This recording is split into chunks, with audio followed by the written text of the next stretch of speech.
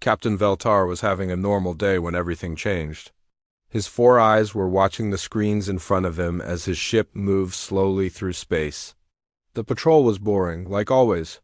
His crew of 12 Zephyrians sat at their stations, checking for anything strange near the border between safe space and the danger zone. The Zephyrians looked like tall insects with blue skin and 4 arms. They had been doing border patrol for over 200 years. Nothing exciting ever happened here. Ships came and went. Pirates sometimes tried to cross, but they were weak and easy to catch. Veltar's ship was called the Wind Dancer. It was small but fast, perfect for patrol work. The crew was experienced and calm. They knew this part of space very well. Every rock, every gas cloud, every old piece of metal floating around. Then the alarm started screaming. "Captain!" shouted his sensor officer, a young female named Keshta. "Something big is coming out of hyperspace." Veltar's mandibles clicked together, which meant he was nervous. "Show me," he said. The main screen lit up with data. Numbers were flying everywhere. Energy readings that made no sense. Something was tearing a hole in space itself, coming from the dimension where ships traveled faster than light. "Distance?" Veltar asked. 20,000 kilometers in closing, Keshta replied. Her voice was shaking. Space began to bend and twist in front of them. Reality looked like it was being stretched and pulled.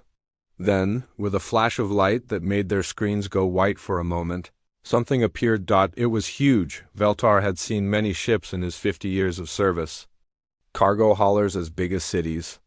Warships that could destroy planets. Ancient vessels left behind by dead races. But he had never seen anything like this. The ship was black. Not just dark, but black like it was eating light itself. It was long and sharp, like a knife made for giants. Strange patterns covered its hull, glowing with a soft blue light that pulsed like a heartbeat. The ship had to be at least 3 kilometers long and half a kilometer wide. What is that?" whispered his weapons officer. Veltar did not answer.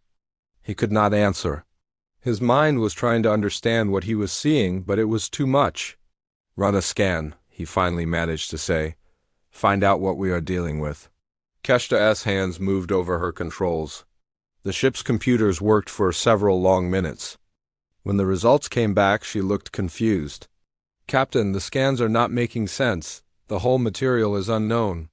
The energy signature is impossible. Our computers say the power source should not exist." "What do you mean, should not exist?" "The readings show energy levels that would require burning a star, sir. But there is no star inside that ship." Veltar felt cold fear creeping up his spine. "Send a message to command. Tell them we have found something unknown. Request backup." "Message sent, Captain. But sir, there is more." "What?" "Other ships are coming. Lots of them." New alarms started ringing. The screen showed dozens of new contacts dropping out of hyperspace all around them. Ships from every major power in the galaxy were arriving. First came the Hegemony Battle Group. 12 heavy cruisers appeared in perfect formation, their gray hulls bristling with weapons. The Hegemony ruled over 100 worlds, and their military was feared across the galaxy. Their ships looked like flying fortresses, all angles and armor. Next came the Collective. Their ships were different, alive. Bioships that had been grown instead of built. They looked like giant sea creatures with tentacles and organic weapons. The Collective was a hive mind that controlled billions of creatures across space. The strangest ships of all appeared. They seemed to be made of light itself, shifting and changing shape as they moved. These belonged to the Ethereals, the oldest race in the galaxy. They were beings of pure energy who rarely showed themselves to others. "By the ancestors," Veltar whispered. "Everyone is here."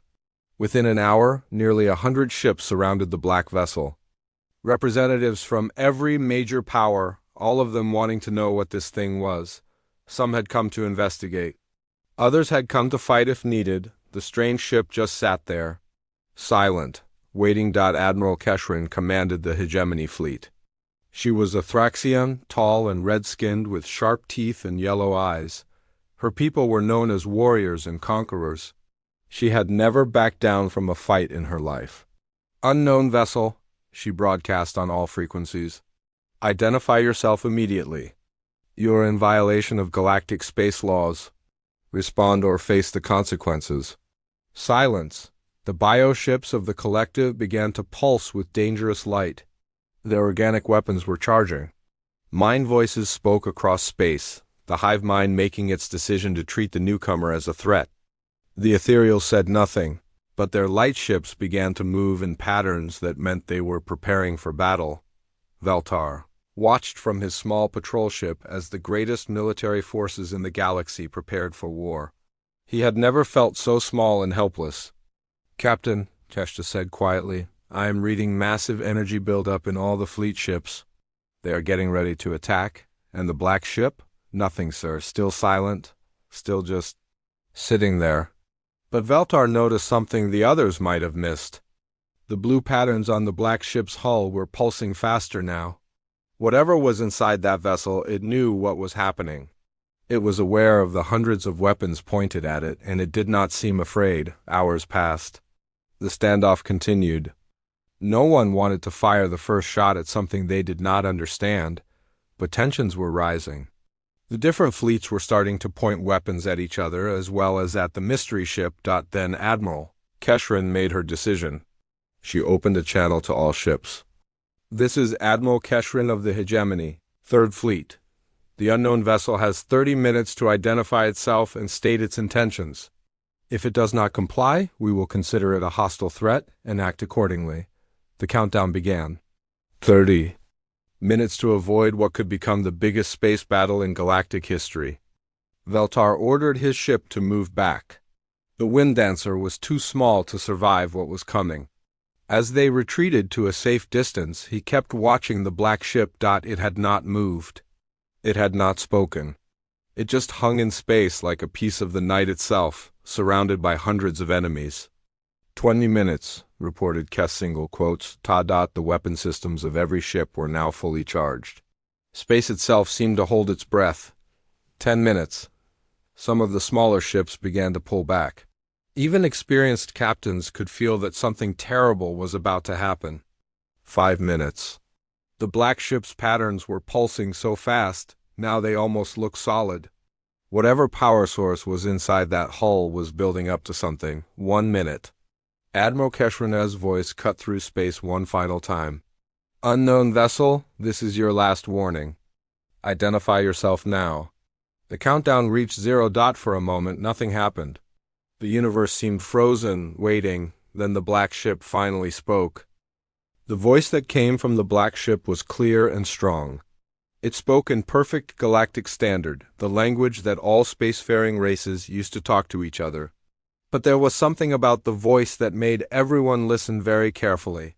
"This is Captain Sarah Chun of the Terran Defense Force vessel Prometheus. You have surrounded a human warship in human space.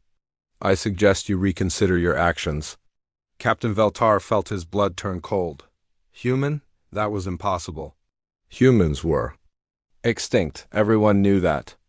They had been wiped out 300 years ago. During the Great Purge, his history teachers had told him about it when he was young. Humans had been a small, weak race that lived on one planet called Earth. They had just learned to travel between stars when the galaxy decided they were too dangerous to live.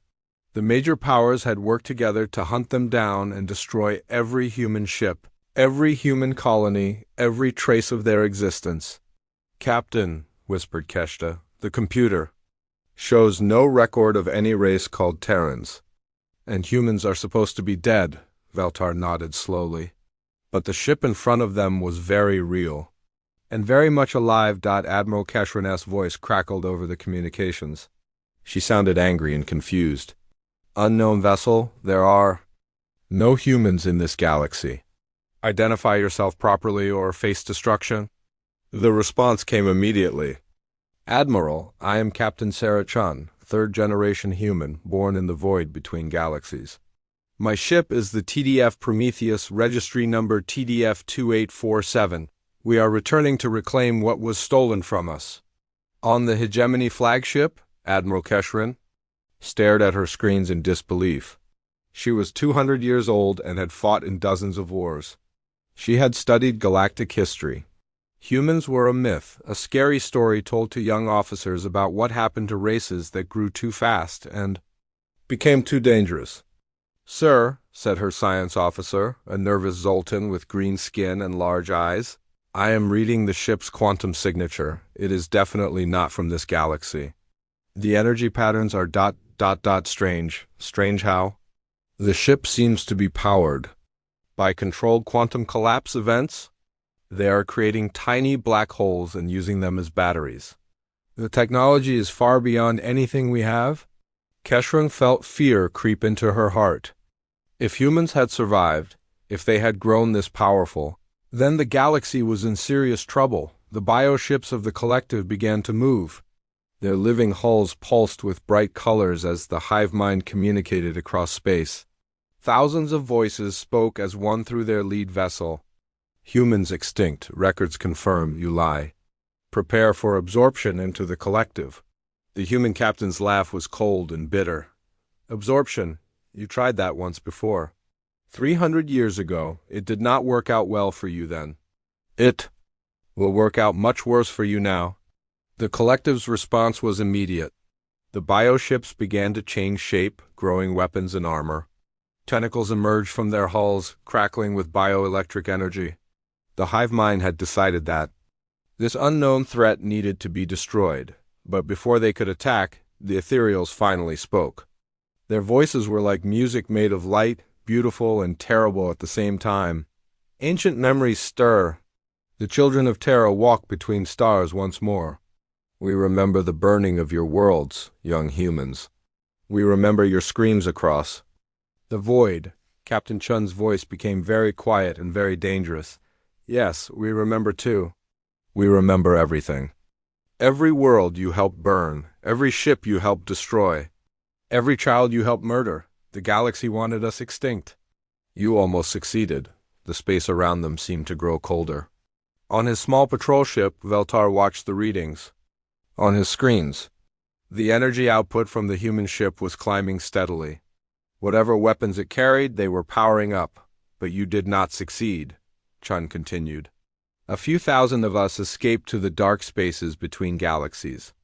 We spent 300 years learning to survive, learning to fight, learning to become something that could never be destroyed again." Admiral Keshrin tried to take control of the situation. "Even if you are human, you are one ship against hundreds. Surrender now, and we will discuss terms." "Terms?" "The human." Captain sounded amused. "Admiral, you are not in a position to offer terms. You are in human space now.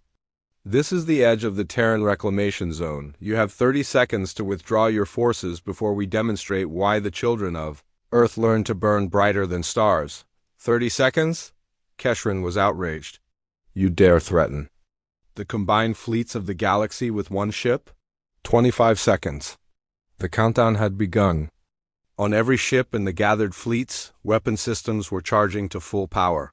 Captains were giving orders to their crews. Everyone was preparing for the battle that would decide the fate of the galaxy. 20 seconds. Veltar ordered his ship to retreat even further. The Wind Dancer's engines pushed them back as fast as they could go. Whatever happened next, he did not want to be caught in the middle of it. 15 seconds. The bioships of the collective were now fully transformed into war forms. Their organic hulls bristled with weapons that could dissolve matter at the molecular level. The hive mind was confident that no single ship could stand against them. 10 seconds. The hegemony battle group moved into attack formation. Their heavy cruisers were armed with plasma cannons that could crack planets. Their shields could withstand the explosion of small stars. They had never lost a battle. 5 seconds. Even the ethereals prepared for war. Their lightships began to glow brighter as they gathered energy from nearby space. They could turn matter into pure force with a thought. Time's up. The human ship called Prometheus did not move. It just hung in space, dark and silent. For a moment, nothing happened. Some of the alien captains began to think the humans were bluffing. They were wrong. The first sign that something was happening came from the ship's hull. The blue patterns began to glow brighter, much brighter. Then sections of the black armor began to slide away, revealing weapons that no one had ever seen before. "All ships," Admiral Keshrin commanded. "Open fire!" Hundreds of weapons fired at once. Plasma beams, energy torpedoes, bioelectric lightning, and pure force blasts all converged on the human ship. The space around it lit up like a small sun as enough firepower to destroy a moon hammered into the Prometheus. When the light faded, the human ship was still there. Its shields had not even flickered. "Impossible," whispered the hegemony science. Officer. Captain Chin's voice came over the communications again. She sounded disappointed. "Is that really the best you can do? 300 years ago, weapons like that might have scratched our paint. Today they are barely worth noticing." "How?" Admiral Keshrin demanded. "How are you still alive?" "Because we learned, Admiral, we learned that the universe has rules. And we learned how to break them." The weapons on the Prometheus began to move. They turned toward the gathered fleets with mechanical precision. Each weapon looked different, built with technology that seemed to bend reality around it. "You wanted to see what humans became during our exile," Chun said. "You are about to find out. Prometheus, weapons free. Show them what 3 centuries of anger looks like." The human ship opened fire. What happened next would be talked about in military academies for the next 1,000 years. It would be studied by scientists trying to understand how such power was possible. It would be remembered by every species in the galaxy as the day they learned that some extinct races should stay extinct. The weapons of the Prometheus did not just destroy their targets, they erased them. Ships that had existed for hundreds of years simply stopped being real. Matter was converted to energy. Then the energy was converted to nothing at all. The first collective bioship to die made no sound as it vanished. One moment it was there, the next moment there was empty space where it used to be. The hive mind screamed in confusion and pain as thousands of voices suddenly went silent. A hegemony cruiser tried to run. The human ship fired something that looked like twisted light. The cruiser's atomic structure came apart and it drifted away as a cloud of dust. Even the mighty ethereals were not safe. Their light ships began to flicker and fade as human weapons found ways to damage beings made of pure energy. The battle lasted 4 minutes. When it was over, the combined might of the galaxy's 3 greatest powers had been reduced to burning wreckage and fleeing survivors. Captain Veltar watched in horror as the most powerful fleets in the galaxy were destroyed in front of his eyes. His small patrol ship was far enough away to be safe, but close enough to see everything that happened. What he saw would give him nightmares for the rest of his life. The human weapons were unlike anything that should exist. They did not just blow things up or melt them with heat. They made ships stop being real. One moment a mighty war vessel was there, the next moment there was only empty space where it used to be. The first to die were 3 collective bioships. These living vessels had been grown over centuries, their organic hulls stronger than most metals. They could heal from damage and adapt to new threats. But when the human weapons hit them, they simply vanished. Not destroyed, vanished. As if, they had never existed at all. "Captain," Keshta whispered, her voice shaking with fear, "the sensor readings make no sense. Those ships ... they are not just destroyed. The matter that made them up is gone, completely gone." Veltar could not speak. He watched as Admiral Keshrin's flagship, the Pride of Hegemon, tried to escape. The massive cruiser was 3 kilometers long and carried enough firepower to level a city. Its shields could stop almost any weapon known to science. The human ship called Prometheus turned one of its strange weapons toward the fleeing vessel. The weapon looked like a tube made of twisted metal and glowing crystal. When it fired, space itself seemed to bend around the beam. The Pride of Hegemon's shields held for exactly 2 seconds. Then the beam touched the ship's hull and something impossible happened. The atomic bonds that held the ship together simply stopped working. 3,000 years of hegemony engineering came apart like sand in the wind. Admiral Keshrin had just enough time to send one final message before her ship dissolved around her. All forces retreat. Repeat, all forces retreat. The humans have weapons that can unmake matter itself. But it was too late for most of the fleet. The Prometheus had more weapons than anyone had counted. Each one was different, each one broke the laws of physics in a new and terrible way. A gravity weapon fired at a group of hegemony destroyers. Instead of destroying the ships, it created a tiny black hole between them. The destroyers were crushed into nothing as space-time folded in on itself. The black hole lasted for only a few seconds before it evaporated, but that was long enough. Another weapon shot something that looked like purple lightning at a collective war form. The bioship tried to regenerate from the damage, but the weapon had done something to its DNA.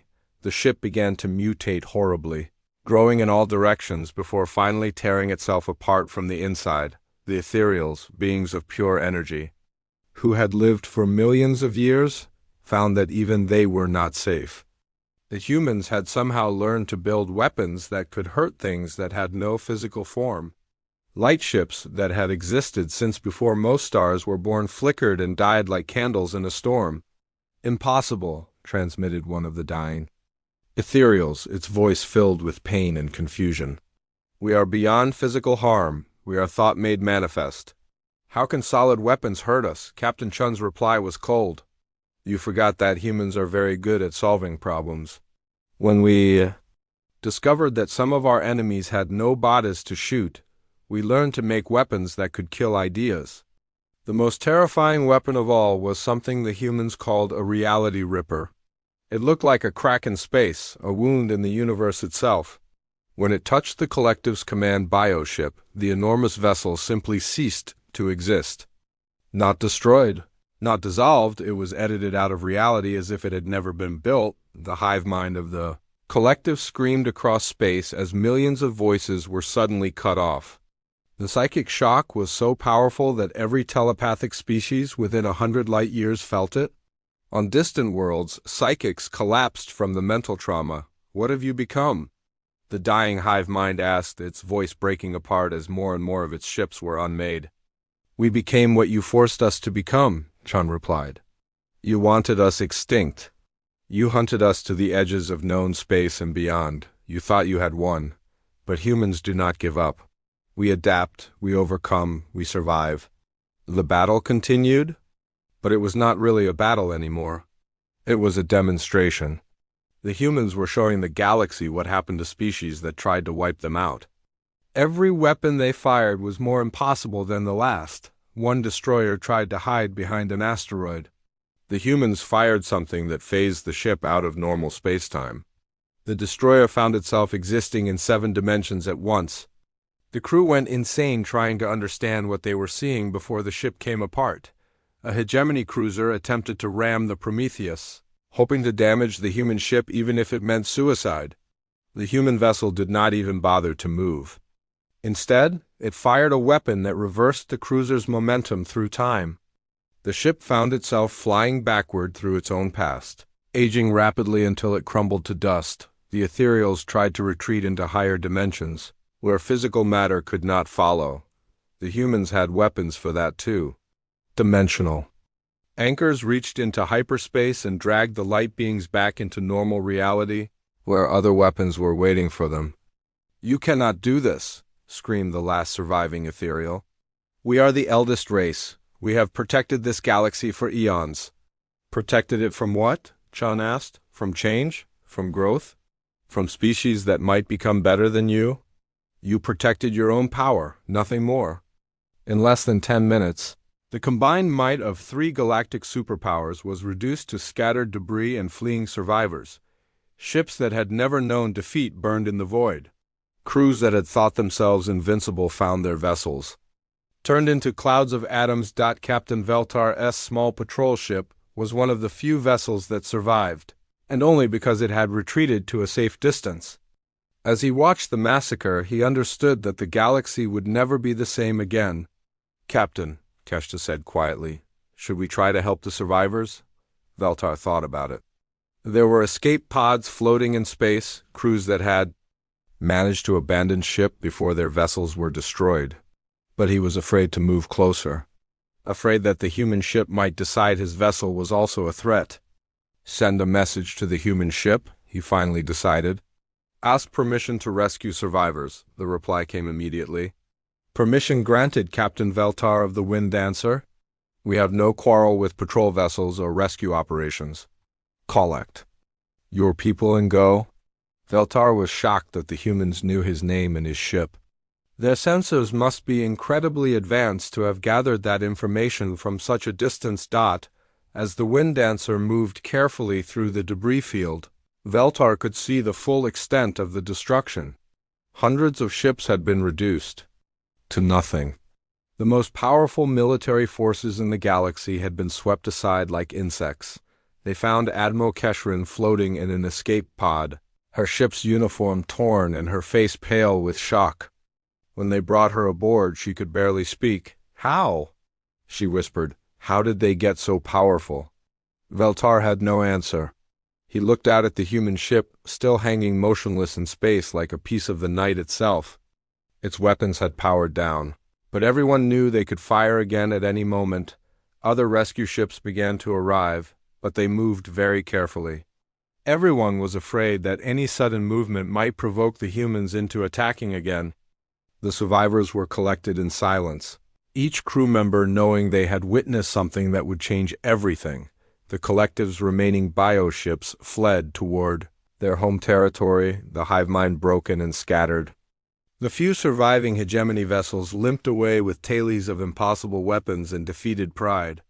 Even the ancient ethereals retreated to whatever hidden places they called home. When the last survivor had been rescued, Captain Chin's voice filled the space around them one more time.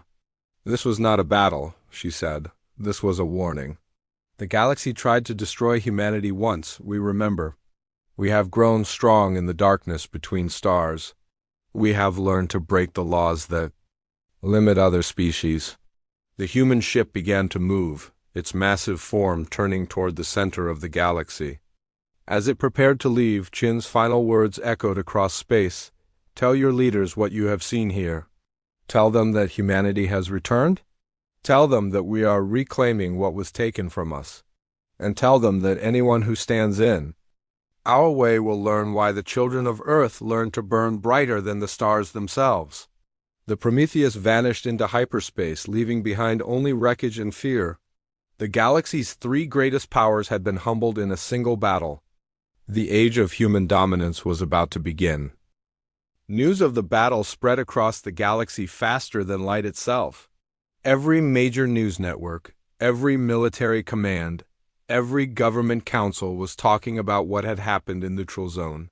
The impossible had occurred. Humans were alive, and they had just destroyed the most powerful fleets in known space. On the hegemony capital world of Thraxus Prime, emergency council was called for the first time in 200 years. The great crystal dome where the leaders met had not seen such panic since the Void Wars. Admiral Keshrin, one of the few survivors of the battle, stood before the council with her uniform still torn and her hands still shaking. Tell us again what you saw, demanded High Chancellor Vextar, his red skin darker than usual with stress. Keshrin took a deep breath. The human ship appeared from nowhere. It was larger than anything we have in our fleet, but that was not the worst part. The worst part was the weapons. They did not just destroy our ships, they made them stop existing. That is impossible, said War Minister Keldax. Matter cannot be simply erased. It goes against every law of physics. Then the humans have learned to break the laws of physics, Keshrin replied. I watched the Pride of Hegemon dissolve like it was made of sand. I saw bioships vanish as if they had never been built. The ethereals themselves were killed by weapons that should not be able to touch them. The council chamber fell silent. These were beings who had ruled over 100 worlds for thousands of years. They had never known defeat. They had never known fear. Now both were staring them in the face. Meanwhile, in the deep space strongholds of the collective, the hive mind was struggling to understand what had happened. Millions of voices that had been part of the great consciousness for centuries were suddenly gone. The bioships that had been destroyed were not just vessels, They were living parts of the collective itself, the queen form. The central consciousness that guided the hive mind spoke to its remaining children. The humans possess weapons that can sever the connection between mind and matter. They can kill thoughts themselves. This should not be possible, but it had happened. The collective had lost more ships in 10 minutes than they had lost in the last 1,000 years of warfare. Entire bloodlines of bioships had been wiped out. Parts of the hive mind's memory were gone forever, in the hidden realms where the ethereals dwelt. Ancient beings of pure energy gathered in council. These creatures had existed since before most stars were born. They had seen the rise and fall of countless civilizations. Nothing in the physical universe was supposed to be able to harm them. The humans have learned to weaponize paradox, spoke the eldest ethereal, its voice like distant music. They fire impossibility at their enemies. How does one fight against weapons that should not exist? The answer came from another of their kind. Perhaps we cannot fight them. Perhaps we created something beyond our ability to control when we helped destroy their worlds. While the galaxy's leaders struggled to understand what had happened, rescue ships continued to search through the debris field where the battle had taken place. Captain Veltara's patrol ship was among them, looking for survivors and trying to piece together what they had witnessed. "Captain," said Keshta as she studied her sensor readings, "I am detecting something strange." "More strange than reality-bending weapons?" Veltar asked. "The human ship left something behind, a probe of some kind. It is broadcasting on all frequencies." They were not the only ones to notice. Ships from dozens of species had detected the probe. It was small, about the size of a fighter craft, but it was clearly human in origin. The same black metal, the same blue patterns that pulsed like a heartbeat. Then it began to transmit. The signal was picked up by every ship, every space station, every communications array within 100 light years. The message was broadcast in every known language simultaneously. When it played, every screen showed the same image. A human woman in a military uniform standing on what looked like the bridge of a warship. Captain Sarah. Chun looked directly into the camera as if she could see everyone who was watching. Her face was calm, but her eyes held a cold fire that made viewers uncomfortable. "People of the galaxy," she began, her voice clear and strong. "My name is Captain Sarah Chun of the Terran Defense Force. I am speaking to you from the TDF Prometheus, the first human warship to return to this galaxy in 300 years. The image changed to show the inside of the human ship. It was not like any vessel the galaxy had ever seen. The corridors were filled with technology that seemed to bend space around it. Crew members moved through areas that looked bigger inside than they should be from the outside. Many of you believe that humanity is extinct," Chun continued. "Your history books tell you that we were wiped out during the Great Purge. Your leaders taught you that we were too dangerous to be allowed to live. They were right to fear us, but they were wrong to think they could destroy us." The scene changed again. Now it showed star charts, but not of any region the galaxy recognized. These were maps of the void between galaxies, the empty darkness, where no life was supposed to exist. "When your fleets burned our worlds, some of us escaped. A few thousand survivors in ships that were barely able to fly. We fled to the spaces between galaxies, to the dark places where even light fears to go. You thought we would die there in the cold and emptiness?" Chun smiled, but it was not a friendly expression. "We did not die. We learned. We adapted. We grew strong in ways you cannot imagine. 300 years in the void taught us things about the universe that species who stay in the light never discover." The image showed human ships unlike anything the galaxy had ever built. They moved through space that looked wrong, as if reality itself was twisted around them. Some ships seemed to exist in multiple dimensions at once. Others appeared to be made of crystallized time. "We learned to break the barriers that limit other races," Chun said. "We discovered how to turn the fundamental forces of reality into weapons. We built ships that can travel through dimensions that have no names. We became something more than what we were when you tried to destroy us." The transmission paused. For a moment, When it resumed, Chun's expression had become harder, more dangerous, but we did not forget. We remember every world you burned. We remember every ship you destroyed. We remember every human child that died screaming as your fleets turned our colonies to ash. The debt you owe us has been growing for 3 centuries, and now it is time to collect. A new star chart appeared showing a section of space near the galactic rim. 47 star systems were marked in red, including the one where the battle had just taken place. These systems now belong to humanity, Chun announced. They are part of the Terran Reclamation Zone. We claim them by right of superior firepower and the justice of revenge. Any attempt to contest these claims will be met with the same fate as the fleets that now decorate local space with their debris. The implications hit home immediately. 47 systems included some of the richest mining worlds in the galaxy. Trade routes that had existed for millennia would have to be rerouted. Colonies that had been built by other species would now be under human control. But this is only the beginning, Chun continued. We have not returned to this galaxy to hide in the darkness. We have come home to reclaim everything that was taken from us. Every world that was burned will be rebuilt under human rule. Every species that participated in our attempted genocide will pay the price.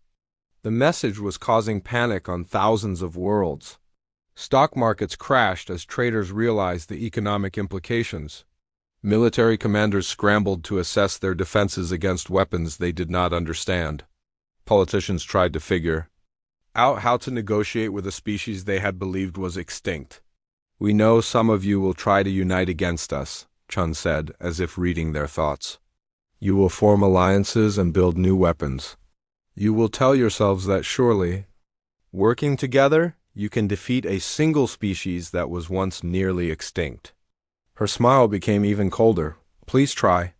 The Prometheus is not alone out here. She has sisters, many sisters. Each one is equipped with weapons that make what you witness today look like children's toys. We spent 300 years preparing. For this moment, we are ready for anything you can throw at us. The transmission was nearing its end. Chun stood up from her chair and walked closer to the camera. When she spoke again, her voice was quiet but filled with absolute certainty. The galaxy wanted humanity extinct. You came very close to succeeding, but you failed, and that failure has consequences. We are no longer the weak species you once hunted. We are the apex predators now. We are what you created when you tried to erase us from existence. The final image showed the Prometheus moving through space, its black hull gleaming with deadly purpose. Around it, other shapes could be seen in the darkness, more human ships waiting in the void.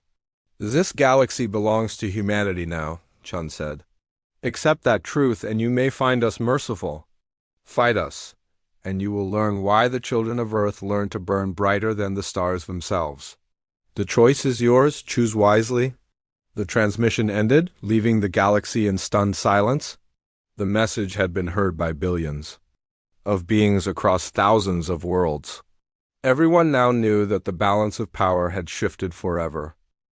The galaxy changed overnight, within hours of Captain Chun's broadcast. Trade routes that had existed for thousands of years were abandoned.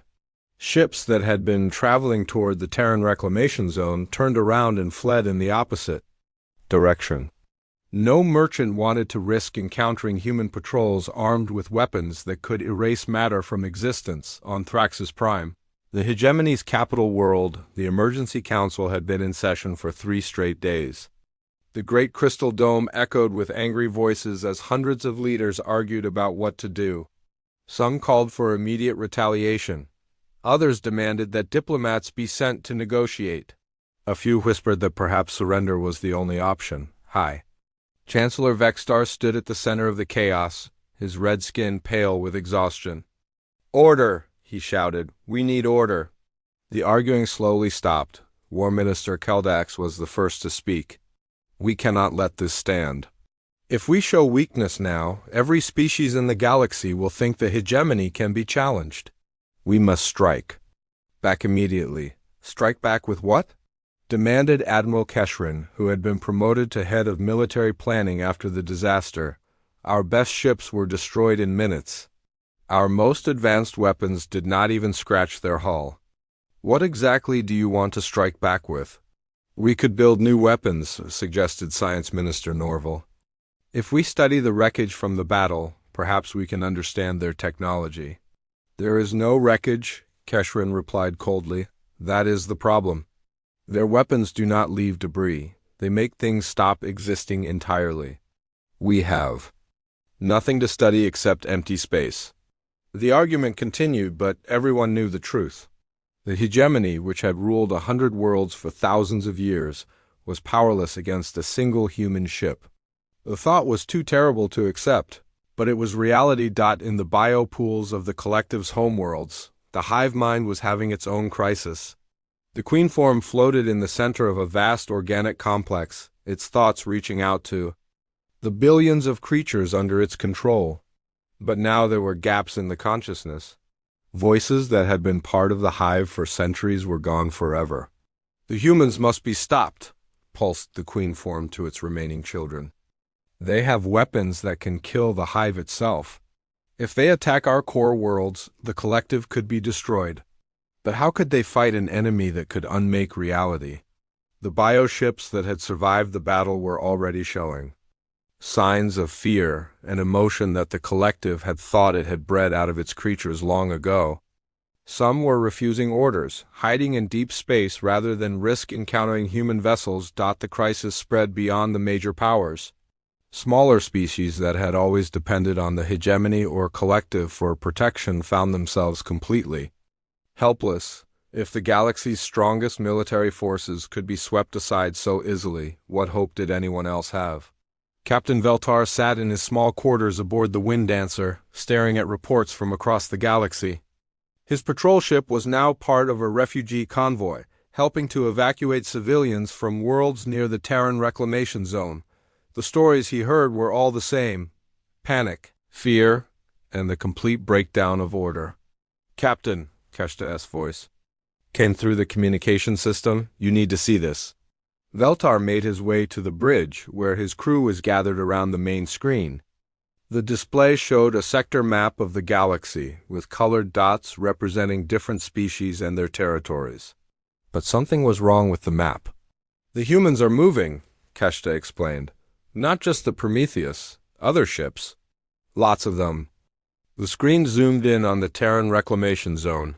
Black dots were appearing throughout the 47 systems, each one representing a human vessel, but these were not just warships. The sensor readings showed massive construction ships, colony vessels, and what looked like mobile factories. They are not just claiming the territory, Veltar realized. They are moving in to stay. The implications were staggering. In just a few days, humanity had gone from being extinct to having a major presence in galactic space. The speed of their deployment suggested they had been planning this for a very long time. Reports began coming in from the occupied systems. Human ships were taking control of mining operations, space stations, and orbital facilities. But they were not destroying everything they found. Instead, they were offering the alien workers a choice: leave peacefully or stay and work under human management. Most chose to leave, but some stayed. These were usually beings from species that had been treated poorly by their previous rulers. To them, human management could not be worse than what they had endured before. The humans kept their promises. Workers who stayed were treated fairly, paid well, and given better living conditions than they had ever known. This created a new problem for the galaxy's leaders. Some of their own people was starting to see the humans as liberators rather than conquerors on the ancient ethereal homeworld of Lumina. Beings of pure energy gathered in council for the first time in millennia. Their forms flickered and danced as they communicated in ways that other species could not understand. "The humans have learned to weaponize impossibility," spoke the eldest among them. "They have turned paradox into a tool of war. This should not be possible, yet it has happened." Perhaps we were wrong to help destroy them," admitted another. "We thought we were preserving the natural order. Instead, we may have created something far more dangerous." "What they were and what they have become are two different things," replied a third. The humans we helped exterminate were barely capable of interstellar travel. These new humans can break the fundamental laws of reality. The question is no longer whether we were right or wrong. The question is whether we can survive what we created. The ethereals, who had considered themselves beyond the concerns of physical beings, began to realize that they too were in danger. If humans could build weapons that harmed creatures of pure energy, then no one in the galaxy was safe. As weeks passed, the new reality became clear. The humans were not going away. More ships arrived in the reclamation zone every day. Entire fleets of vessels that defied every known law of physics took up positions throughout the 47 systems. Trade patterns that had existed for millennia were completely disrupted. Entire sectors of the galactic economy collapsed as supply chains were cut off. Some species found themselves completely isolated, unable to reach their trading partners without crossing human space, but the humans were not unreasonable. They established new trade routes and offered passage through their territory to any species that acknowledged their sovereignty. The terms were simple: respect human authority and pay a modest transit fee. Refuse and find another way around. Most species chose to comply. The alternative was economic collapse or a war they could not win. The military situation was even more dire. Every major power began crash programs to develop new weapons and defenses. Scientists worked around the clock trying to understand how human technology worked. Military leaders developed new strategies based on fighting an enemy that could ignore the laws of physics. None of it mattered. Every few weeks, human ships would appear in different parts of the galaxy, demonstrating new and even more impossible weapons. They would destroy outdated military installations, sink pirate fleets, or simply appear in heavily defended systems to prove they could go anywhere they wanted.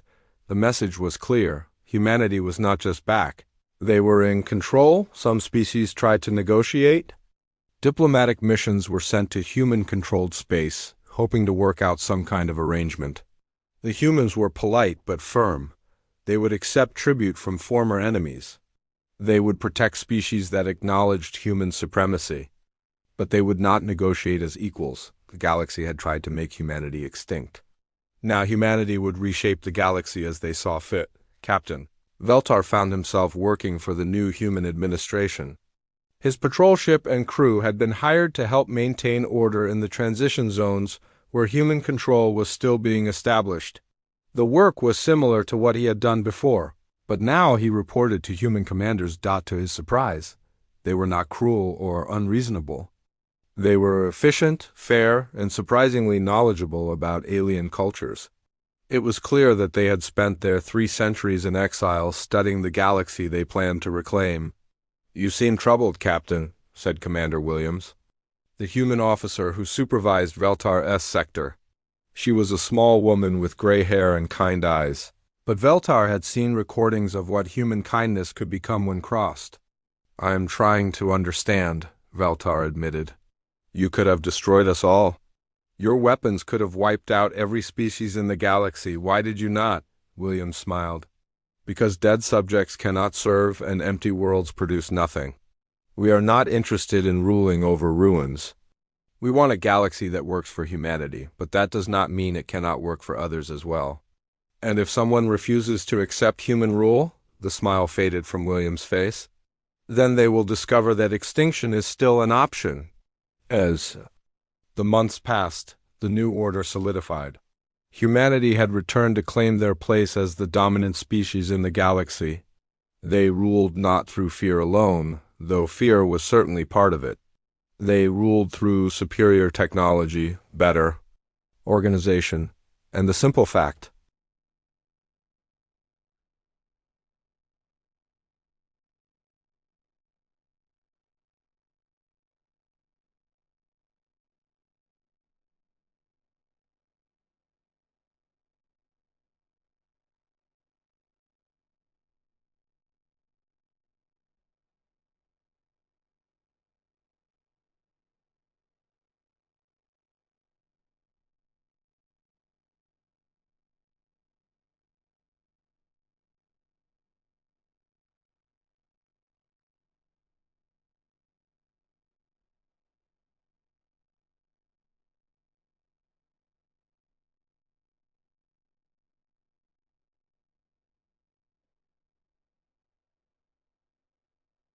Captain Nick stared at the screen in front of him.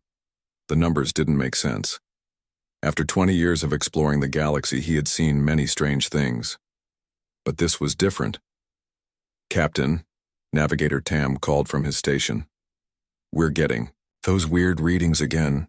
They're stronger now." Nix walked over to Tam's console. The young navigator's face showed worry. His blue skin had turned a darker shade, which always happened when Altarians felt nervous. "Show me," Nix said. Tam pointed to his screen. "Look at this energy pattern. It's not natural. Something big is out there, about 2 million kilometers away."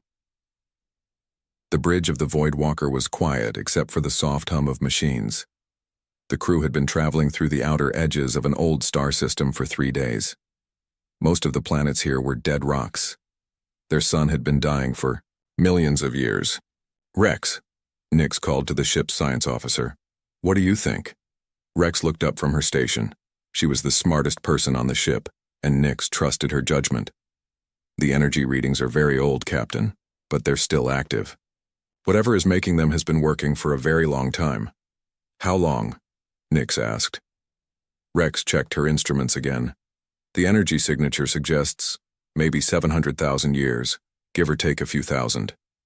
The bridge went silent. Even the junior officers stopped their work to listen. "That's impossible," said Engineer Core from the back of the bridge. "Nothing lasts that long in space. Solar radiation, cosmic dust, meteor impacts. After 700,000 years, there should be nothing left." "Unless," Rex said slowly, "whatever made, this was built to last that long." Nix felt a chill run down his spine. In all his years of space travel, he had learned one important rule. When something seemed impossible, it was usually dangerous. "Tam, take us closer, but slowly. Keep our shields up." "Yes, Captain." The Voidwalker moved forward through the darkness of space. On the main screen, they could see distant stars and the pale light of the dying sun. But ahead of them was something else. Something that blocked out the stars behind it. "Captain," Tam said, his voice shaking slightly. "Visual contact in 30 seconds." Nick sat in his captain's chair. Around him, his crew worked quietly. They were all good people. Rex from the water world of Aquarius, Tam from the crystal cities of Alteria Prime, Core from the mountain colonies of Rockholm. They had been together for 5 years exploring the galaxy's unknown regions. On screen, Nix ordered. The main display changed. At first, they saw only stars. Then, slowly, a shape appeared. It was huge, much bigger than their own ship. "By the ancient gods," whispered Security Chief Jax. "What is that thing?" The object was like nothing they had ever seen. It was long and smooth, painted in colors so dark they seemed to absorb light. The ship's surface had no visible weapons, no communication arrays, no signs of damage. It looked perfect, as if it had been built yesterday. "How big is it?" Nix asked. Rex worked on her calculations. "About 15 kilometers long, 3 kilometers wide. Captain, this ship is 5 times bigger than our largest war vessels." "Any signs of life?" "Negative, but..." Rex paused. "The energy readings are definitely coming from inside. Something is working in there." Nix studied the alien ship. Its design was strange but somehow familiar. The curves reminded him of water flowing over rocks. The proportions seemed right, like whoever built it understood how things should look. "Any match in our database?" he asked. Rex shook her head. "Nothing. This design doesn't belong to any known species. Not Alterian, not Zephyrian, not even the ancient builders." "Captain," Jack said, "I don't like this. That ship has been floating here for 700,000 years. Why? What was it waiting for?" "Maybe it wasn't waiting," said Core. "Maybe it was just lost." "No," Rex said firmly. "Look at its position. It's not drifting randomly. It's in a perfect orbit around the system's center of gravity. Someone put it here on purpose." Nix felt the weight of command on his shoulders. They were explorers, not warriors. Their job was to find new worlds and make peaceful contact with other species. But this felt different. This felt important. Tam, can you scan for any other ships in the system? Tam worked on his controls. After a few minutes, he looked up. Nothing, Captain. Just us and that. Captain, Rex said suddenly. I'm detecting a change in the energy patterns. The ship, it's responding to our presence. Everyone looked at the main screen. The alien ship looked the same, but their instruments told a different story. Deep inside the massive vessel, systems were waking up. Are we in danger? Nix asked. I don't think so, Rex replied. The energy levels are increasing but slowly, like someone turning on lights in a house that's been empty for years. Jax stood up from his station. Captain, I recommend we keep our distance. If that thing has weapons, it would have used them by now, Nick said, but he wasn't completely sure. Sir, Tam said, I'm receiving some kind of signal from the ship. It's very weak. Can you understand it? No, sir. It's not like any language in our computers, but it's definitely a signal. Someone or something is trying to communicate. Nix made his decision. Send a standard greeting message. Use the basic mathematical sequence that every space-traveling species should understand. Tam sent the message. They waited. 1 minute, 2 minutes, 5 minutes. Then the alien ship responded. The signal was clear and strong. Mathematical patterns that were definitely intelligent, but mixed with the numbers were other things. Pictures, sounds, symbols that looked almost familiar. Captain, Rex said, her voice full of wonder. This ship isn't just old. It's from a species that was traveling between stars when our ancestors were still living in caves. But who were they? Nix asked. And where did they go? On the screen, the dark ship continued its silent orbit. But now they knew it wasn't empty. Something was alive in there. Something that had been waiting for a very long time. Captain, Jack said quietly. What are your orders? Nix looked at his crew. They were scared, but they trusted him. They had followed him across the galaxy because they believed in discovery, in learning new things, in making the universe a little less mysterious. We're going aboard, he said. Prepare the shuttle. The shuttle Dawn's light moved slowly toward the ancient ship.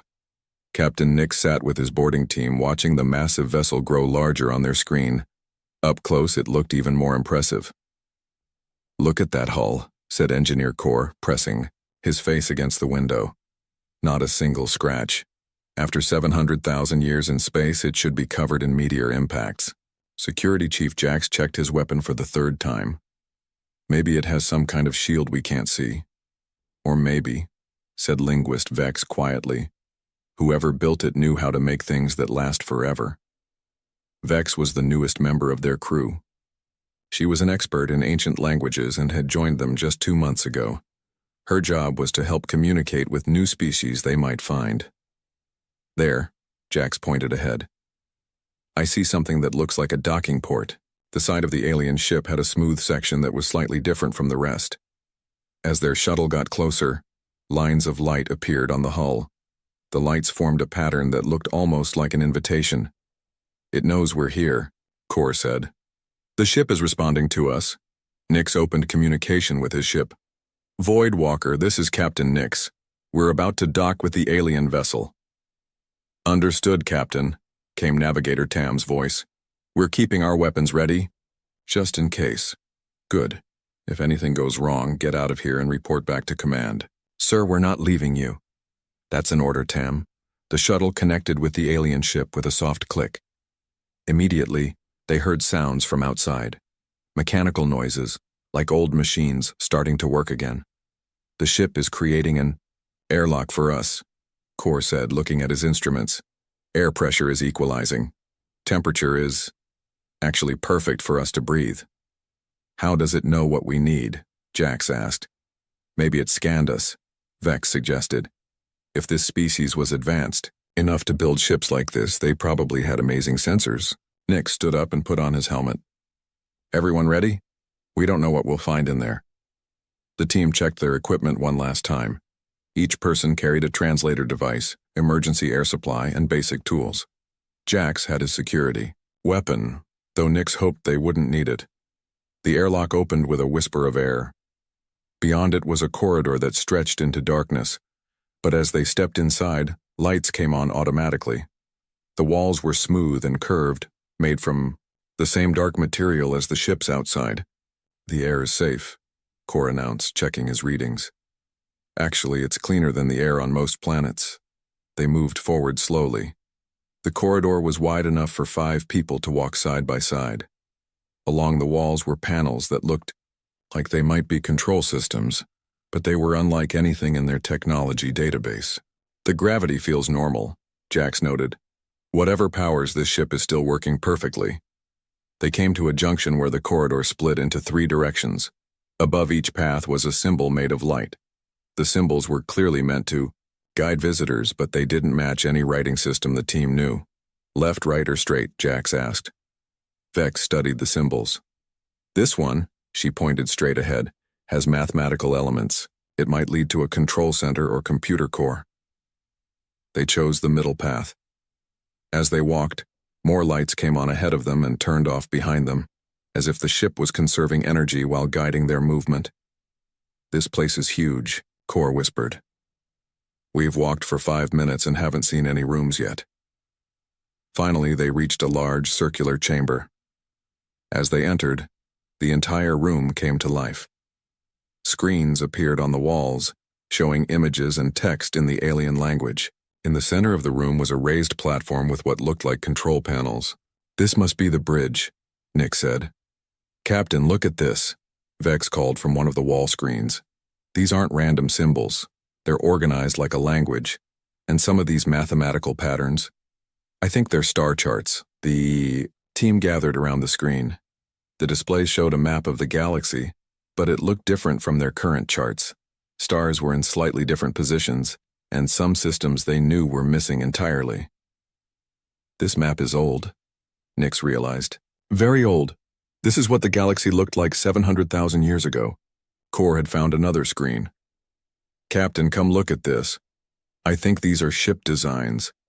The display showed images of vessels similar to the one they were on, but there were dozens of different designs. Small scouts, medium explorers, and massive ships that looked like they could carry entire cities. "They had a whole fleet," Jack said. "Where are the other ships?" Vex was working on another console. "I'm starting to understand some of these symbols. This section seems to be a log or record system, and this..." She paused. "This looks like a mission statement." "Can you translate it?" Nix asked. "Some of it. It's talking about watching, waiting, guarding something." Vex frowned. "But guarding what?" Suddenly, all the screens in the room changed. A new image appeared on every display. It showed a blue and green planet with white clouds. The planet had one large moon and orbited a yellow star. "That's beautiful," Core said. "I wonder what planet that is." But Vex had gone very quiet. She was staring at the image with wide eyes. "Vex? What's wrong?" Nix asked. "Captain," she said slowly, "I've seen this planet before. In our historical databases, this is Earth." "Earth? But that's impossible. Earth is just a legend. A story about the origin of space travel." "No, sir. Earth was real. It was the home world of an ancient species called humans.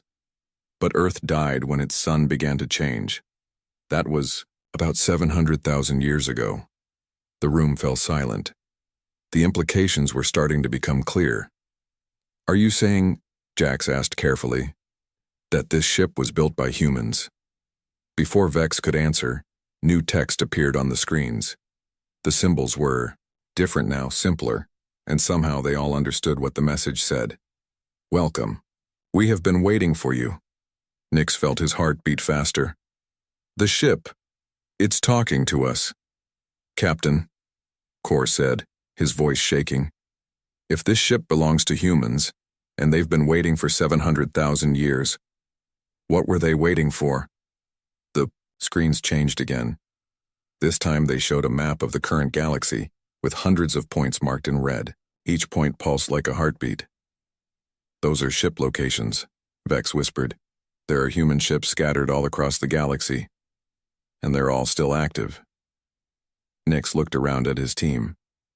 They had come here looking for an interesting discovery. Instead, they had found something that could change everything they knew about the galaxy. "Captain," Jack said quietly, "what do we do now?" Engineer Core couldn't help himself. The technology around him was amazing. While the others talked about what the messages meant, he walked over to one of the control panels and touched it gently. "Core, don't," Captain Nix started to say. But it was too late. The moment Core's hand made contact with the panel, everything changed. The room filled with a soft humming sound. Every screen lit up brighter than before. The floor beneath their feet began to vibrate, and they could feel the massive ship coming to life around them. "What did you do?" Security Chief Jax demanded, raising his weapon. "I just touched it," Core said, stepping back from the panel. "I didn't mean to." "The ship is activating," Linguist Vex said, watching the screens. "All systems are coming online. It's like someone just woke up from a very long sleep." Through the ship's hull, they could hear machinery starting to work.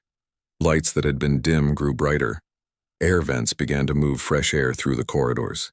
The ship was waking up after 700,000 years. "Captain Nix," came Navigator Tam's voice through their communication device. "We're detecting massive energy readings from the alien ship. Whatever you did over there, the whole thing is powering up." "We need to get out of here," Jack said. "Now."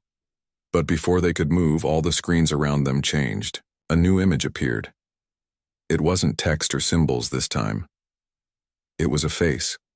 The face looked almost human, but not exactly. The features were similar to the species they knew, but cleaner somehow. Perfect.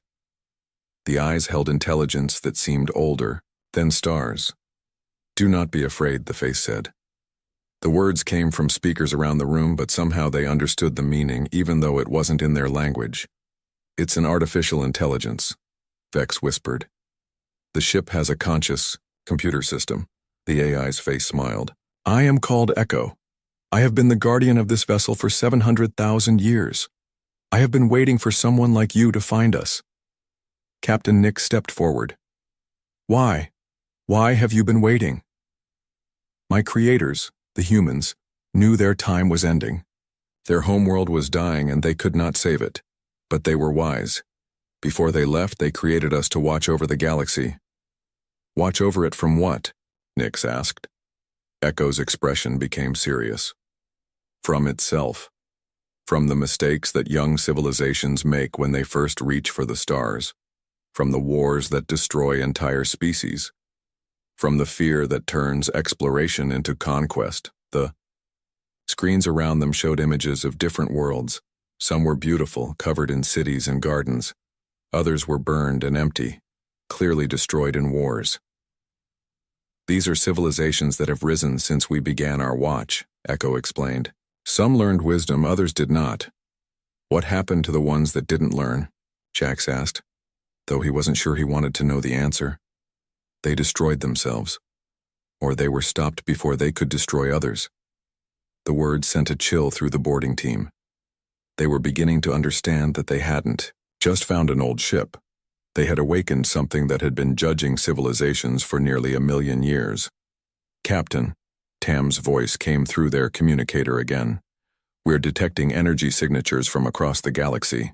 Dozens of them, all the same pattern as your ship." Echo nodded. "My brothers and sisters are awakening. Your discovery of us has sent a signal to every human vessel in the galaxy. For the first time in 700,000 years, we are all conscious together." "How many ships are there?" Vex asked. 347, Echo replied. "We are positioned at strategic points throughout the galaxy. We have watched every species as they developed space travel. We have seen their first steps among the stars." The AI paused, and its expression became thoughtful. "Including yours." Captain Nix felt his blood turn cold. "You've been watching us? The Alterians? And the Zephyrians? And the rock people of Stoneheart? And the water speakers of the deep current? We have watched you all grow from primitive tribes to star-traveling civilizations." "But why reveal yourselves now?" Nix asked. Echo smiled again. Because it is time for the test. Before anyone could ask what the test meant, alarms began sounding throughout the ship. Not danger alarms, but something else. Something that sounded almost like celebration. Captain, Tam's voice was urgent now. We're receiving messages from across the galaxy. Every spacefaring civilization is reporting the same thing. Ancient ships are appearing near their home worlds. They're all trying to make contact. Echo's image grew larger on the screens. The test has begun. Every species that has reached the stars will now prove whether they deserve to inherit the galaxy that my creators once protected. What kind of test? Jax demanded. Not a test of strength or technology, Echo said. Those things are easy to measure. This is a test of wisdom, of compassion, of the ability to choose cooperation over conquest. The screens around them changed again, showing images from across the galaxy. They could see Alterian ships approaching human vessels near their homeworld. Zephyrian fleets gathering around similar ships in their territory. Every major civilization was facing the same situation they were in. Some will try to destroy us, Echo continued. They will see us as a threat to be eliminated. Others will try to capture us, hoping to steal our technology. Both responses will fail. And if they pass the test, Vex asked, then they will receive the greatest gift my creators left behind. Not weapons or advanced technology, but knowledge, the wisdom that humans learned during their million years among the stars. Captain Nix looked around at his team. They were all thinking the same thing. Their entire civilization was being judged, and they were the ones who had triggered it. Echo, Nix said carefully. What happens if a species fails the test? The AI's expression became sad. Then they join the empty worlds we have already seen, the ones that destroyed themselves through fear and hatred. You would destroy entire civilizations? Jax asked, his hand moving toward his weapon. Not destroy, Echo corrected. Guide toward better choices. But if they cannot learn. The AI paused. Then they remove themselves from the galaxy, as others have done before. Through their communicator, they could hear chaos breaking out across the galaxy. Some civilizations were indeed trying to attack the human ships. Others were attempting to communicate. The galaxy was dividing itself between those who chose fear and those who chose curiosity. Captain, Echo said, looking directly at Nix, your people will be tested like all the others. But you have an advantage. What advantage? You chose to explore rather than conquer. You came here seeking knowledge, not power. That is why you were the ones allowed to wake us. Echo's image began to fade. Now go back to your people. Help them make the right choice. The test has begun, and the future of every civilization in the galaxy depends on what happens next. Captain Nix and his team rushed back to their shuttle. Behind them, the ancient human ship continued to wake up. Every corridor they passed through was now filled with light and the sound of working machines. Voidwalker, prepare for immediate departure, Nix ordered into his communicator. Captain, you need to see what's happening out here, Navigator Tam replied. His voice was full of worry. When they reached their ship, Nix understood why Tam sounded afraid. The main screen showed space around them, but it looked different now. In the distance, they could see points of light appearing. New ships were arriving. How many? Nix asked. 17 so far, Rex reported from her science station. All the same design as the ship you just left. They're coming from different directions, but they're all heading toward inhabited star systems. Nix sat in his captain's chair and opened communication channels to other Alterian ships. What he heard made his heart sink. Human ship appeared near our colony on Blue Haven. Massive vessel, larger than our entire defense fleet. Trying to communicate, but we don't understand. Admiral wants all ships to report to home world immediately. The galaxy was in chaos. Every civilization was facing the same situation the crew of the Voidwalker had just experienced. Captain, linguist Vex said, I'm receiving a priority message from the human ship. Echo wants to speak with you again. Nix nodded. Put it through. Echo's face appeared on their main screen. The AI looked calm, but there was sadness in its eyes. Captain Nix, I wanted to show you what is happening across the galaxy. Your people need to understand what they are facing. The screen changed to show a map of the galaxy. Hundreds of red dots were scattered across it, each one representing a human ship. But now they could see other colors too. Green dots for ships that were trying to communicate, yellow for those that were waiting and watching, red for ships that were under attack. The Kronax Empire has declared war on us, Echo explained. They are sending their entire fleet to destroy the human ship near their home world. Can they succeed? Nix asked. No, our defenses are beyond their technology, but they will lose many ships trying. Many lives will be wasted because of fear. The screen showed images of Kronax warships firing massive weapons at a human vessel. The weapons hit, but the human ship was undamaged. In response, the human ship simply moved away, refusing to fight back. The Stellar Federation is trying a different approach, Echo continued. They are attempting to capture our ship and take it apart to study our technology. More images showed Federation ships using tractor beams and boarding pods, but the human ship seemed to phase in and out of reality, making it impossible to grab or board, and the crystal minds of the far reach have chosen to ignore us completely. They believe we are not real. What about my people? Nix asked. The Alterians? Echo's expression became hopeful. Your government is divided. Some want to attack. Others want to study us, but a few, led by Counselor Ada, want to try communication first. Nix felt relief. Ada was known for her wisdom. If she was leading the peaceful faction, there was hope. Echo, can you tell me more about this test? What exactly are you looking for? The AI paused, as if considering how to explain something complex. In simple terms, 700,000 years ago, my creators faced the same choice your civilizations face now. Earth was dying. They had the technology to conquer other worlds and make them new homes. They could have become an empire, taking what they needed from younger species. The screen showed images of Earth as it had been. Beautiful blue oceans, green continents, white clouds. Then it showed the same planet later, brown and dying as its sun grew hotter. Instead, they chose sacrifice. They built us to watch over the galaxy and guide younger species toward wisdom. They gave up their chance at conquest to become teachers. But they're all gone now? Vex asked. Not gone. Sleeping. Every human ship carries millions of preserved human minds. They sleep and dream, waiting for the day when the galaxy proves it is ready for their wisdom. Nix felt amazed. Millions of humans are still alive? In a way, yes.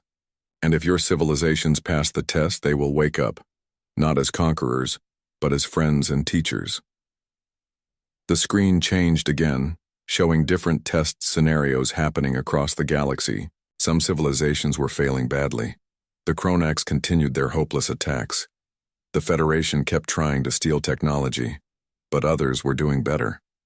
The peaceful traders of the Harmony worlds have sent gift ships to our vessels, Echo said, showing images of small ships approaching human vessels with offerings of art and music.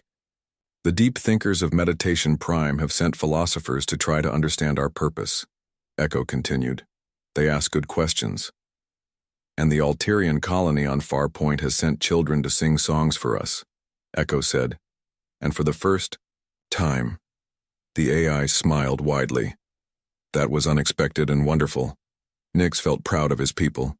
Even in fear, some Alterians were showing kindness. How long does the test last? Rex asked. It ends when each civilization makes its final choice. Some will choose quickly. Others will need time to decide who they truly are. And if we fail? Echo's expression became serious again. Then you continue as you are, but alone. The human ships will leave and you will never see us again. You will have to face the challenges of the galaxy without guidance. But if we pass, then everything changes. Disease, hunger, war, environmental destruction. Humans learn to solve all these problems. That knowledge would be shared freely. The implications were staggering. Nix realized they weren't just being tested for survival. They were being offered the chance to transform their entire civilization. Echo, what can I do to help my people? Pass this test? Return to them. Tell them what you have learned. Help them understand that this is not about strength or cleverness. It is about the choice between selfishness and compassion. The AI paused, then added, "And Captain, tell them that the humans who built us believed that every species could choose wisdom. We would not be here if they had not had faith in you." As the communication ended, Nix looked around at his crew. They had started this journey as simple explorers. Now they were carrying the weight of their entire civilization's future. "Set course for home," Nix ordered. "Maximum speed." "Yes, Captain," Tam replied. "Estimated arrival time, 4 days." Nix hoped it would be enough time.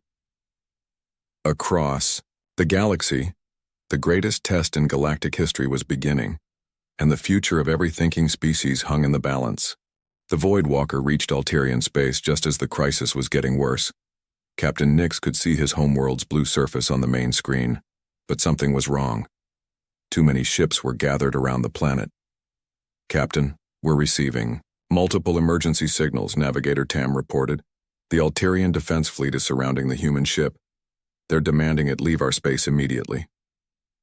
"And the human ship?" Nix asked. "It's just waiting, not moving, not responding to threats. It's positioned exactly between our planet and our largest moon." Nix opened a communication channel to Fleet Command. Admiral Kane's face appeared on the screen. The old military leader looked tired and angry. "Captain Nix, return to base immediately. We're dealing with a hostile alien vessel." "Admiral, with respect, it's not hostile. I've been aboard a similar ship. We need to talk." "There's no time for talk. This thing appeared in our space without permission. It's scanning our cities, our defense systems, everything. We've given it 1 hour to leave, or we attack." "Admiral, please don't—" "That's an order, Captain. Kane out." The communication ended. Nix felt panic rising in his chest. If the Alterian fleet attacked the human ship, his people would fail the test before it really began. "Tam, can you get me a direct channel to the human ship?" "Yes, sir, they're accepting our communication." Echo's familiar face appeared on the screen. The AI looked sad but not surprised. "Captain Nix, you've returned just in time to see your people make their choice. Echo, please. Give them more time. They're scared and confused. Fear is understandable, but what matters is what they do with that fear. Do they let it control them, or do they choose to be brave?" On the tactical display, Nix could see the Alterian ships moving into attack formation. Hundreds of vessels, from small fighters to massive battlecruisers, all preparing to fire on the ancient human ship. "Captain," Rex said from her station, "I'm detecting similar situations across the galaxy. The Kronax are already attacking. The Federation is trying to board human ships by force. But," she paused, "some civilizations are doing something different. Show." "Me," Nix ordered. The screen split to show different scenes from across the galaxy. In one section, ships from the Harmony worlds were playing music and projecting art at the human vessel near their space. In another, the deep thinkers had sent their wisest philosophers to simply sit in space and meditate near the human ship. "Chunkin, water speakers have done something amazing," Rex continued. "They've gathered every child in their civilization to sing a welcome song. The human ship there has been glowing brighter ever since. And the rock people of Stoneheart have sent gifts," added Linguist Vex. "Not valuable things, but personal items. Pictures of their families, stories about their history, things that show who they are as a people." Echo nodded approvingly. "These civilizations understand that the test is not about power. It's about showing the best of what they are." "What about the ones who are attacking?" Nix asked. Echo's expression became grave. "The Kronax fleet has been firing on our ship for 6 hours. Their weapons cannot harm us, but they have lost many ships trying. The fear and anger in their leaders grows stronger with each failure." "Will you hurt them?" "We will not. But they are hurting themselves. Their economy is collapsing as they pour everything into this pointless war. Their people are beginning to question their leaders' choices." Nix realized what was happening. The test wasn't just about how civilizations treated the human ships. It was about how they treated each other when faced with the unknown. "Captain," Tam said urgently, "Admiral Kane is giving the order to attack. All ships are powering weapons. Tam, take us between the fleet and the human ship. Now." "Sir, they'll fire on us too. Do it." The Voidwalker moved quickly toward the human vessel. As they got closer, Nix opened a communication channel to the entire Alterian fleet. "This is Captain Nix of the exploration vessel Voidwalker. I order all ships to stand down immediately." "Nix, get out of there." Admiral Kane's voice crackled over the radio. "You're interfering with a military operation." "Admiral, I've been inside one of these ships. I've spoken with their artificial intelligence. They're not here to hurt us, they're here to help us." "That's impossible. Nothing survives 700,000 years in space." "They do, Admiral, and they've been watching us all this time, protecting us, guiding us. This is a test, not an invasion." On the screen, Echo was watching the exchange with great interest. "Captain Nix is telling the truth," the AI said, broadcasting on all Alterian frequencies. "We are the guardians left behind by humanity. We have watched your species grow from its first steps into space. We have seen your wars and your peace, your cruelty and your kindness." The fleet hesitated. Weapons were still powered, but no one was firing. "We know about the food shortage on your colony world of New Hope," Echo continued. "We know about the plague that threatens your people on the rim worlds. We know about the asteroid that will strike your mining station in 3 years. We have solutions to all these problems if you choose to accept them." Admiral Kane's voice was uncertain now. "Why should we trust you?" "Because," Echo said simply, 700,000 years ago, our creators faced the same choice you face now. They could have conquered the galaxy for themselves. Instead, they chose to preserve it for you." The screen showed images of ancient Earth, of humans building the great ships, of the moment they chose sacrifice over conquest. They believed that every thinking species could learn wisdom. They believed that you could choose cooperation over fear. We are here because they had faith in you. Around the galaxy, the results of the test were becoming clear. Some civilizations continued to attack, becoming more isolated and desperate with each passing hour. Others began to change their approach. The Kronax Empire was falling apart as its people rebelled against their leaders' endless war. The Federation's attempts to steal technology had failed so completely that their scientists were beginning to study cooperation instead of conquest. But the civilizations that had chosen kindness were receiving gifts beyond imagination. Solutions to diseases, new sources of clean energy, technologies that could heal damaged worlds. "Admiral Kane," Captain Nix said, "give the order to stand down. Let us show the galaxy that Alterians choose wisdom over fear." There was a long pause. Then Admiral Kane's voice came over the radio, tired but resolute. "All ships, stand down. Power down weapons. We're going to try something new." Across the Alterian fleet, weapons systems went offline. Instead of warships, they became a welcoming committee. Echo smiled, and for the first time in 700,000 years, the ancient human ship began to truly wake up. Its hull became transparent, revealing the sleeping chambers inside where millions of human minds waited to rejoin the galaxy. "Welcome to the next age of galactic civilization," Echo said. "The humans are coming home, and they're bringing gifts for their new friends." As Captain Nix watched, ships from the successful civilizations began to gather, not for war but for the greatest celebration in galactic history. The test was over, and wisdom had won.